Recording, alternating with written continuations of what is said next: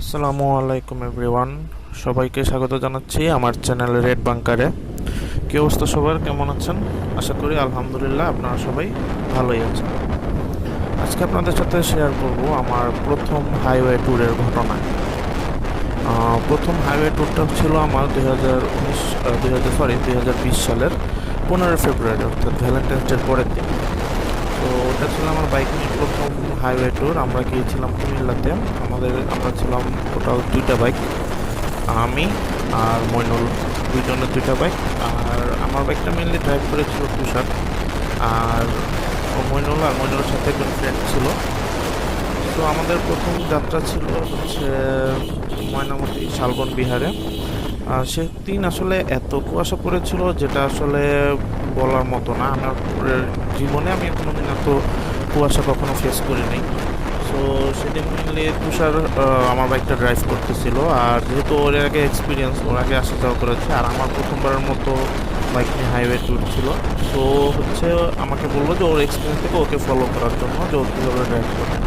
তো আমরা যখন কাশপুর পার হই, তারপরে আমরা এত কুয়াশার মধ্যে দিয়ে গিয়েছিলাম যে আসলে আমি কিছুই দেখতে পাচ্ছিলাম না, এবং তুষারও তেমন কিছু একটা দেখতে পাচ্ছিল না। আসলে একটা গাড়ি থেকে আরেকটা গাড়ির ডিস্টেন্সই দেখা যাচ্ছিল না।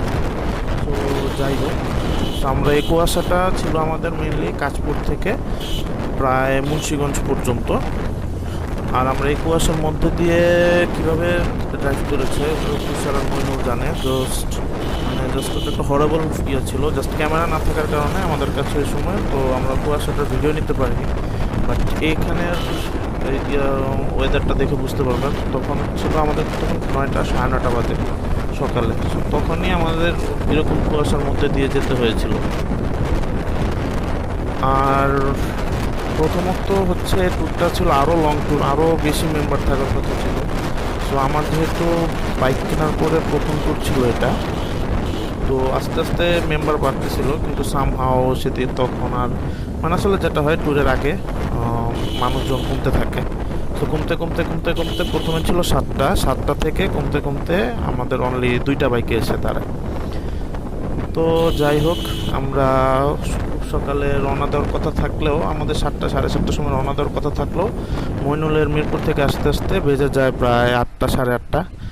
সো এখানে দেখাচ্ছিলাম, আসলে ওটা ভ্লগ করার কথা ছিল না, জাস্ট আমার কালেক্টেড পিকগুলো থেকে শেয়ার করলাম আপনাদের। এটা হচ্ছে আমাদের যখন বিরতি দিব তার আগ মুহূর্তের একটা ভিডিও। আমার লুকিং গ্লাসগুলো বেশ ঢিলা হয়ে গিয়েছিল চলতে চলতে নড়বড়ে।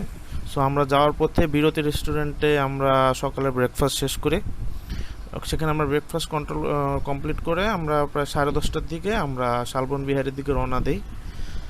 আর এখানে শালবন বিহারে যাওয়ার পথে আমরা দেখলাম শালবন বিহারের কাছে একটা স্কুলের ক্যাম্পেইন হচ্ছিল। সেখানে দিলবার গান বাজতেছিল। তো তুষারও যাওয়ার সময় এটা বেশ উপভোগ করতেছিল। সো আপনারাও শুনেন। তুষার তখন বলতেছিল, আমার স্পষ্ট মনে আছে, যে ভাই বাইকের মধ্যে এরকম গান লাগানোর কোনো সিস্টেম নেই। তো এরকম গান শুনতে শুনতে আমরা এক সময় শালবন বিহারের কাছে পৌঁছে যাই।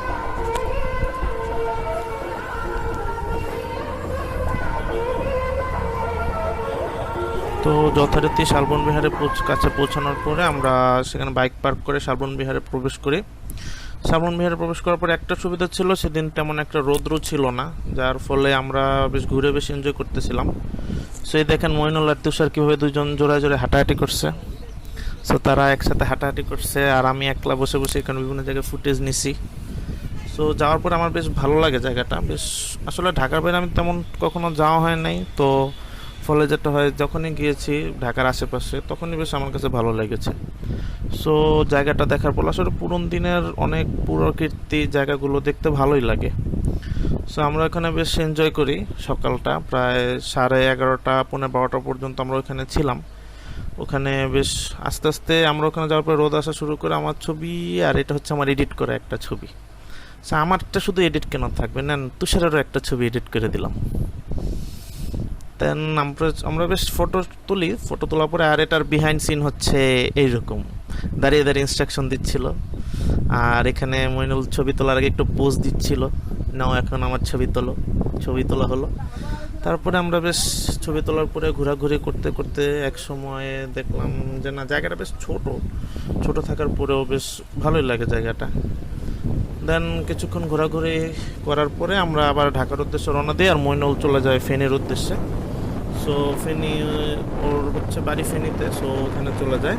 আর আমরা ওদেরকে বিদায় দিয়ে আমরা ঢাকার উদ্দেশ্যে রওনা দিই। ঢাকার উদ্দেশ্যে রওনা দেওয়ার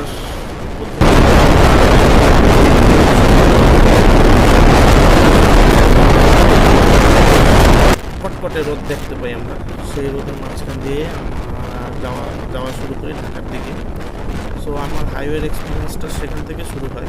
হাইওয়ের এক্সপিরিয়েন্স শুরু হওয়ার পর থেকে আমি তুষারকে ফলো করা শুরু করি, এবং তুষার, আমি পিছনে ছিলাম, আসার কোথাও তুষারই ড্রাইভ করে বেশি। তো আমি জাস্ট দেখতেছিলাম যে তুষার কীভাবে ড্রাইভ করে হাইওয়েতে। তো মেনি থ্যাংকস টু হিম। এই পর্যন্ত কতগুলো হাইওয়ে ট্যুর হচ্ছে প্রায় 1টা বাজে, ওই সবগুলোর সাথে তুষার ছিল। সে কে জানতো আমাদের এই ট্যুরের পরে, ট্যুরের 1 মাস পরে আমাদেরকে মহামারী প্যান্ডেমিকের কারণে, করোনা মহামারীর কারণে আমাদেরকে বাসায় বসে থাকতে হবে। সো এটা একটা আমার স্যাড পার্ট ছিল আমার বাইকিং লাইফের, যে বাইক কিনে একটা হাইওয়ে ট্যুর দেওয়ার পরে আমাদেরকে লকডাউনে চলে যাচ্ছিল সেটা। যাই হোক, আলহামদুলিল্লাহ আমরা এই মহামারী থেকে নিজে ফিরে আসতে পেরেছি। আল্লাহর কাছে লাখ লাখ শুকরিয়া। আল্লাহ যেন আমাদেরকে ভালো কাজ করার অনেক তৌফিক দেয়, এবং দোয়া করবেন সবাই যেন আমরা আরও বেশি বেশি হাইওয়ে ট্যুর দিতে পারি, ঘোরাঘুরি করতে পারি, এবং আপনাদেরকে ব্লগ উপহার দিতে পারি রেড মাস্টার পক্ষ থেকে। আর মনুল তো তার এমপিসি ওয়ার্ল্ড চ্যানেল থেকে কাজ করছে। তো মনুলের ওখানে কাজ বেশি, আমার এখানে কাজ তো একদমই আসলে শুরু থেকে আসলে ব্লগ করার চিন্তা ছিল না এই ট্যুর যখন করি। বাট এক্ষেত্রে যেহেতু কালেক্টেড কিছু ছবি ছিল, তো ভাবলাম কেন আপনাদের সাথে শেয়ার করবো। তো হাইওয়ে ট্যুরে যেটা মেনলি আমাদের আরও ফোকাস করা উচিত ছিল সেফটির উপরে। তো সেফটি ইস্যু নিয়ে আমাদের সাথে অনেক কথা হবে। আমার এক্সপিরিয়েন্স এবং আমাদের এক্সপিরিয়েন্স যারা আছে, সেই ট্যুরে আমার আরও ফ্রেন্ড থাকার কথা ছিল, কিন্তু আনফর্চুনেটলি আমাদের 2জন ফ্রেন্ড সত্যিই সাথে পাই আমরা। আর যাওয়ার পথে তুষার বললো যে ওর এলাকা থেকে লাঞ্চ করলাম।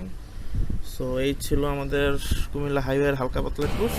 And thanks to watching video, and please subscribe. Thank you.